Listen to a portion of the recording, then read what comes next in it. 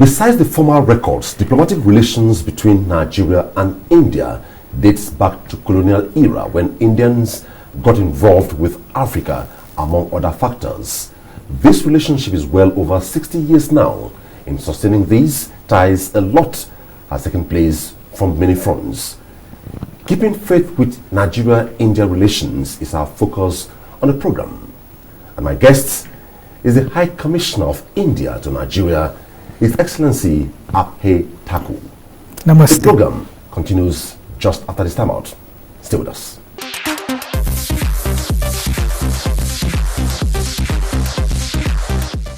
Well, Excellency, once again, welcome to Diplomatic Ties. Thank you and namaste. Well, I'll begin on a lighter note. I know your last mission was Mauritius, meaning you're not new in Africa. Since you arrived in Nigeria, will I say, have you settled in? Well, I think it has been a great experience. It is not only settled in, but I think Nigeria has become a part of me, my whole diplomatic and professional experience, but also my own, personal approach to life in many ways. And there are so many things which I just, love about the manner in which, our Nigerian friends often approach life. And one of the things that I always like to say and recall is that when I fix a meeting, often my Nigerian interlocutors say, "Yes, Excellency, I'll be delighted to come, God willing." I remember you said so at the last Republic Day. Yes, and there is so much I learned from such a positive yet prepared for any outcome. I think this is what African resilience and African character is about, and I'm so happy to be here with perhaps the friendliest of our countries across the world, and definitely a great partner in Africa. I know your base is in Abuja, which is the Federal Capital Territory of Nigeria. How many states or locations have you visited? Let's break it down to the 6 geopolitical zones. I have visited, of course, Lagos and multiple number of times because we have a number of interests in and around Lagos. I have visited quite a few states where Indian interests, if I may say, facilities, investments, businesses or communities are based in and around Lagos, everywhere, I would say, including Ogun State, Ibadan and all the surrounding areas.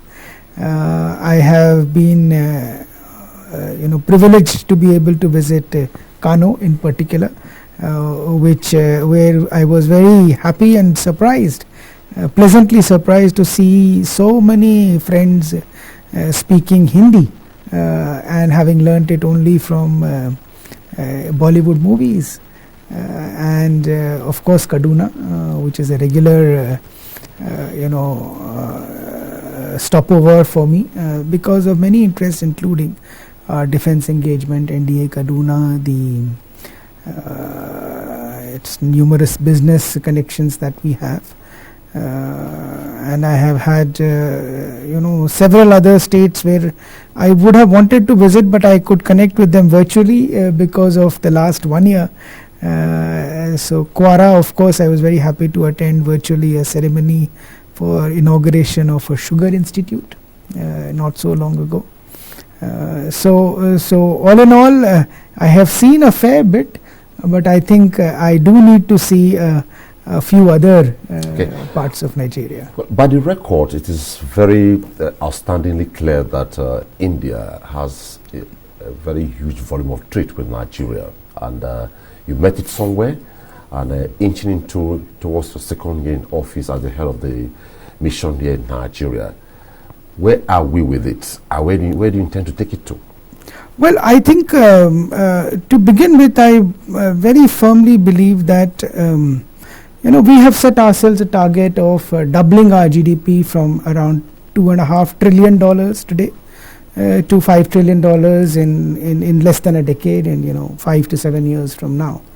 Africa put together has a GDP comparable of about 2.9 trillion. Nigeria is the leading economy of Africa to double its own GDP in the years to come. And I very firmly believe that while much of the growth could be domestically driven, a large and significant part of our growth will only come by greater engagement between India and Nigeria, India and Africa. So I think the volume of trade is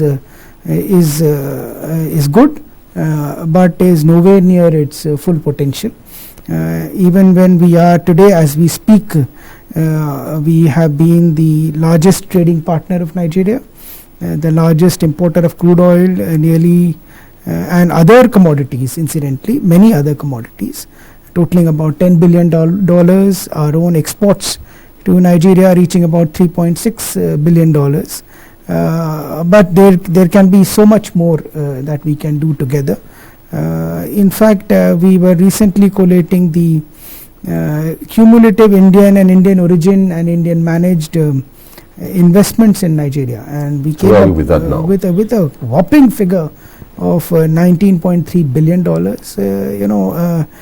Many of them, in fact, all investments are ultimately Nigerian companies. So let's be clear that any investment that happens in another country is incorporated in that country. Despite this, do you plan hopefully to have maybe a trade mission come to Nigeria very soon, maybe to galvanize or rejig the entire process? We have had a number of interactions, and definitely as things improve in terms of travel and current restrictions, the next India-Nigeria Joint Commission, which covers all aspects, including by accompanying trade delegations, should happen hopefully later this year.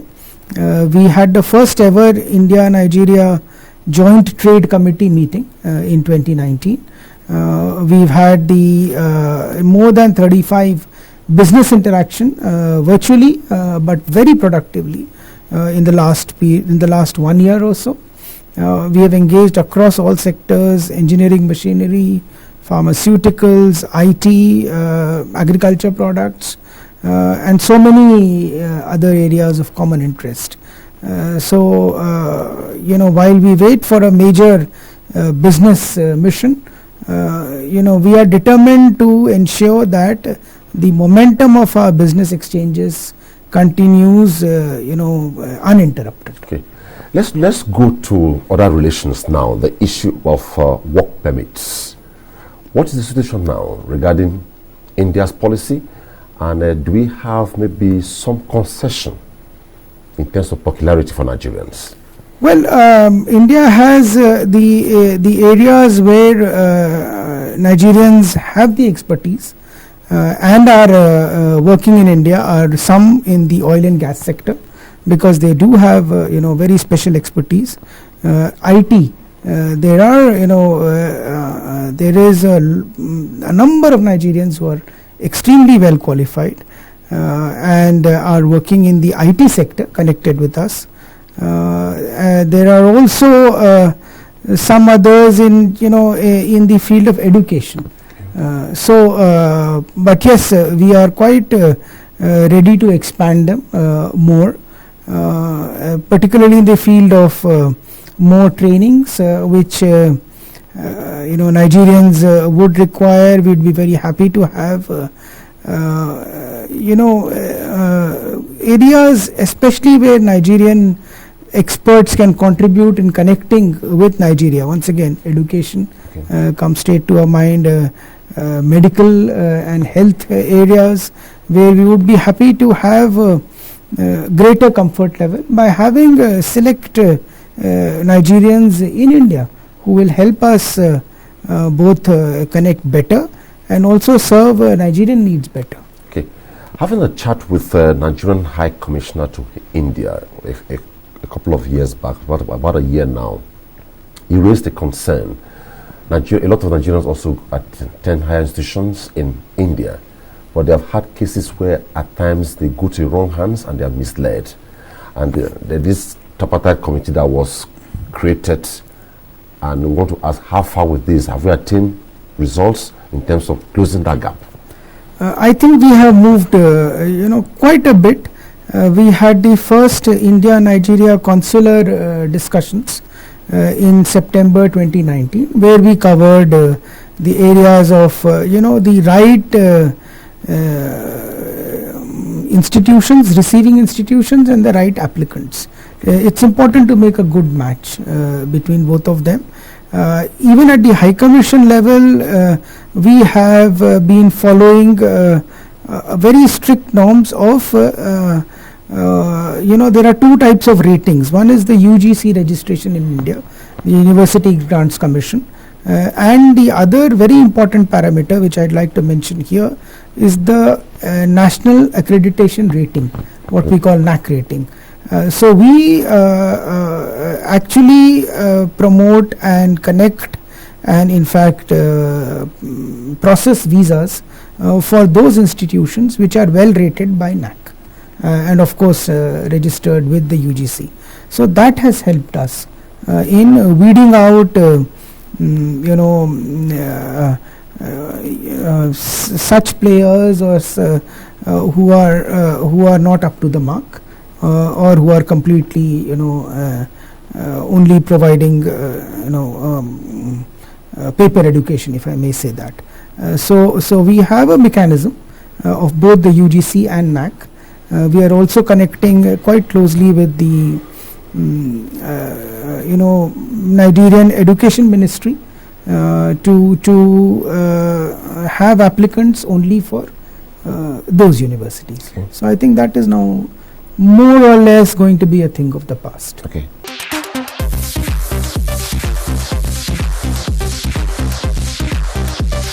Within this ambit still, but let's go veer off a bit.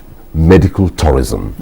If you go to your catalog, I'm sure Nigerian top the lists, if not the highest, but it's at the top in terms of countries that come in droves to India for medical checkup. And we ask this over the years. I always ask this: are there plans by the Indian government maybe to check cost and even make more money of having a first-class, top-grade medical facility in Nigeria? Yes, in fact, it's a very good question, and this is exactly the direction in which we are working. Not only, as I like to say, not only with in every situation in diplomacy, we have to ensure that we create a win-win collaboration, a win-win situation, so that both sides can benefit and take the cooperation forward, because that is the sustainable and robust basis of taking initiatives ahead. Now, most importantly, when it comes to tourism, it is not only inbound medical treatment in India, but also what is known as reverse medical tourism, where we are sending a number of Indian medical teams to Nigeria, deputing doctors. In fact, I might mention here, I just about 2 weeks ago I visited the Manipal Hospital's establishment in Lagos, the Vedic Life Care. We have a Primus Hospital based in Abuja.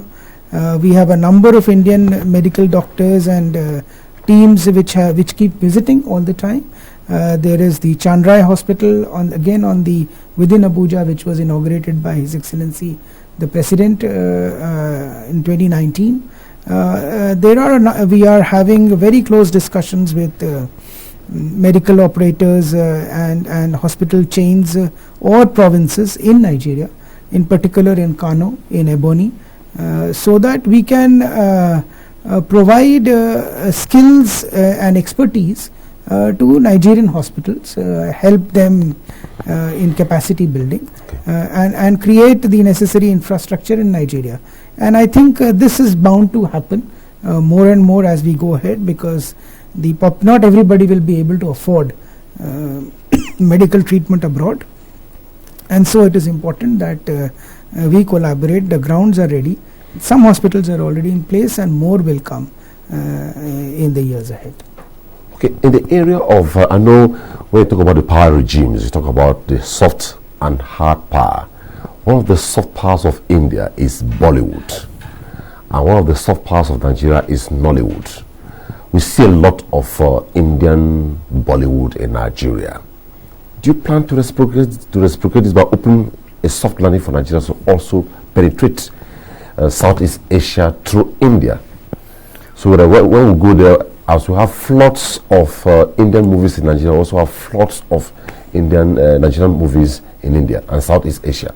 Well, I think the market is there. The grounds will need to be prepared, particularly in terms of the budgets and the finances required for foreign showings or viewings of films. And this is something Bollywood has been largely private sector driven, but they are very open. In fact, there have been a number of India-Nigeria co-productions on a smaller scale, including one most recently. We want it on a bigger scale. Yes, one most recently, Namaste Wahala. Yes. But I think this is something which we are open to. We are having, in fact, I must say, Bollywood is one of the most open industries in the world. When you look at the stars, the locales, the locations, often the themes, and I would say that the Indian Bollywood broadly can be divided in terms of its size or financial size in three sectors: 1/3 domestic, 1/3 foreign, and 1/3 the music market. So we are very, very open. We want to have greater engagement. We hope to see maybe in the next couple of months a bigger package or collaboration, Bollywood, Nollywood, and it crisscrosses towards Southeast Asia through India, and then Bollywood into Africa through Nigeria. We hope to see that. Before we exhaust the time, let's quickly go to ICT. One stronghold or under soft power India is the ICT. You have talked about the issue of India opening up hospitals and more hospitals in Nigeria to ward off the costs of Nigerians going in droves to India for medical checkup. ICT-wise, you're top-notch. What plans do you have to also bring the Indian ICT face to Nigeria? Well, particularly there are several areas in which this has been discussed. In fact, most recently there was an important discussion between NASSCOM and the NASIMA, including its other subsidiary organizations, focused on the IT sector. And the major area where I think we can collaborate more is utilizing IT for social and economic development. Affordable IT for whether it's e-governance, it is for transportation solutions, it is for health solutions, tele-education, telemedicine, and even we were talking more recently of collaborating. Just yesterday we had a webinar between your National Primary Health Development Agency and the National Health Authority of India on exchanging experience on the vaccine administration platform.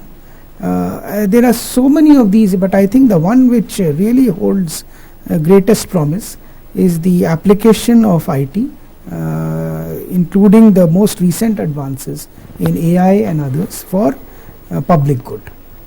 This is where we can collaborate a lot. We are doing whether it's apps, whether it is solutions in banking, in health, in transportation, cyber security. Security, yes, cyber security. We had a very important dialogue between the two national security advisors in March when we had the honor of receiving the Nigerian NSA in India. He was received by his counterpart. There are a number of areas where we are working together, and we'll take it. When we have the opportunity to chat again on this program, God willing, let me speak that way, like you said, we'll be looking at where is the place of Incredible India, Make in India, India ICT, and a hosts? And also we'll also veer into the India iTech program. That will be when we meet again. Before I allow you go, what is your projection? You came to Nigeria, you met it where you met it. Where do you intend to leave it by the time you're done with your mission assignment here in Nigeria? Well, I think it's definitely some time to go before this happens. But yes, I think it's very important as diplomats that we create the necessary ground, the goodwill, the friendship, and the connections to ensure that we can take our relationship to the next level. I spoke about trade economic collaboration. We spoke about SNT. We signed most recently, in fact last year in September, the India-Nigeria Space Cooperation Agreement. We are discussing a number of these very important areas. I think it is just a matter of probably just a few years where the largest economy of Africa and the largest democracy of Africa will engage ever more closely with the largest democracy in the world and the largest economy in South Asia. It is inevitable. We can either be part of it or we could watch it happen, but it will happen nevertheless. There are, when we come to capacity building in the field of defense and security, this is a major area. When we talk about expanding our defense collaboration to include platforms and joint research, that is another area. When we talk about more investments, because that is bound to happen, I just recently visited the Lagos Free Zone done by the Tularam Group. Very attractive for a number of Indians to come here. And I think the more we talk, the more we connect, the potential is going to drive us together, closer together, and make sure that we are steadfast partners, not only in our own respective approaches to global affairs, which we see in multilateral fora, but even more so on ground, on a day-to-day basis, in all walks of human endeavor. Okay. Your Excellency, Ambassador Abhay Thakur, it was nice having you on Diplomatic Ties. And I must say, namaste. Namaste. For being on the program. Namaste. And we hope to make time to be when we invite you next time. Thank you so much. That's it on the program today. We looked at sustaining and taking the relationship between Nigeria and India to the very next level. When we have the opportunity to meet again with His Excellency Ambassador Abhay Thakur, we'll be looking at Incredible India, Make in India, and a host of other initiatives put together by India in all to relate with the world and how the Nigerian interest will be factored. Thanks for watching. Bye-bye.